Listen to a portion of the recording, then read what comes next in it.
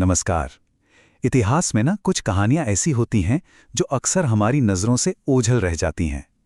आज हम एक ऐसी ही कहानी की बात करेंगे। कहानी बहराइच की ढाल की। एक ऐसे महासंग्राम की जिसने आने वाली कई सदियों के लिए भारत का भविष्य तय कर दिया। ये सिर्फ एक लाइन नहीं है, ये इस पूरी कहानी का सार है। एक ऐसी जंग, एक ऐसी लड़ाई जिसने सच में भारत का इतिहास बदल कर रख दिया। ये कोई मामूली लड़ाई नहीं थी, बल्कि ये तो एक पूरी सभ्यता के सम्मान और अस्तित्व की लड़ाई थी। तो चलिए सबसे पहले उस महासंग्राम के मंच को समझते हैं। मतलब कौन थे वो लोग जो आमने सामने थे और आखिर कहाँ लड़ी गई थी यह ऐतिहासिक लड़ाई। तो देखिए, इस पूरी कहानी के केंद्र में दो लोग हैं। एक तरफ हमारे रक्षक महाराज सुहेलदेव और उनके सामने कौन?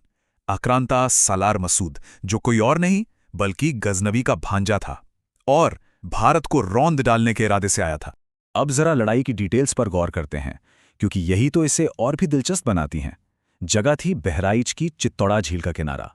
तारीख 15 जून और वक्त चिलचिलाती तपती हुई दोपहरी का। सोचकर देखिए उन हालात में जंग कितनी भयानक, कितनी भीषण रही होगी। तो ठीक है, जंग का मैदान सज चुका है। अब बात करते हैं उस एक पल की जिसने पूरी लड़ाई का पासा ही पलट दिया। वो एक अचूक बाण जिसने सिर्फ जंग नहीं बल्कि इतिहास की धारा ही मोड़ दी। तो देखिए, हो क्या रहा था कि महाराज सुहेलदेव की जो रणनीति थी वो तुर्क सेना पर पूरी तरह से भारी पड़ रही थी।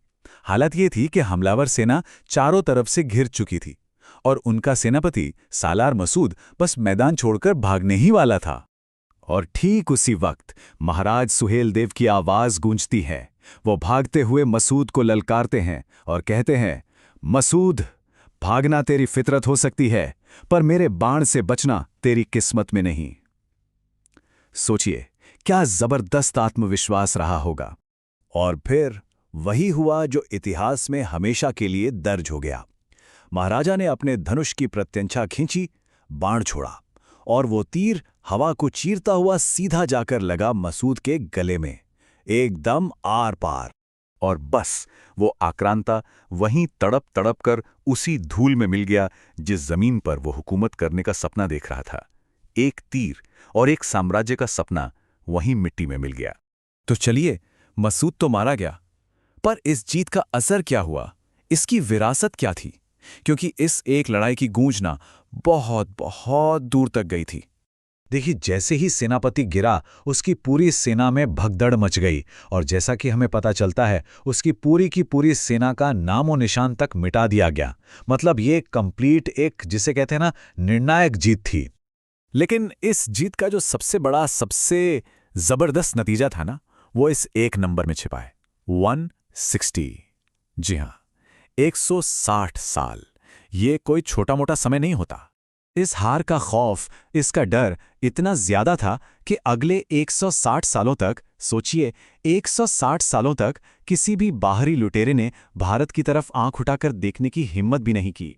तो आखिर में सवाल मन में आता है ना, कि कैसे एक तीर ने आने वाले 160 सालों का इतिहास लिख दिया।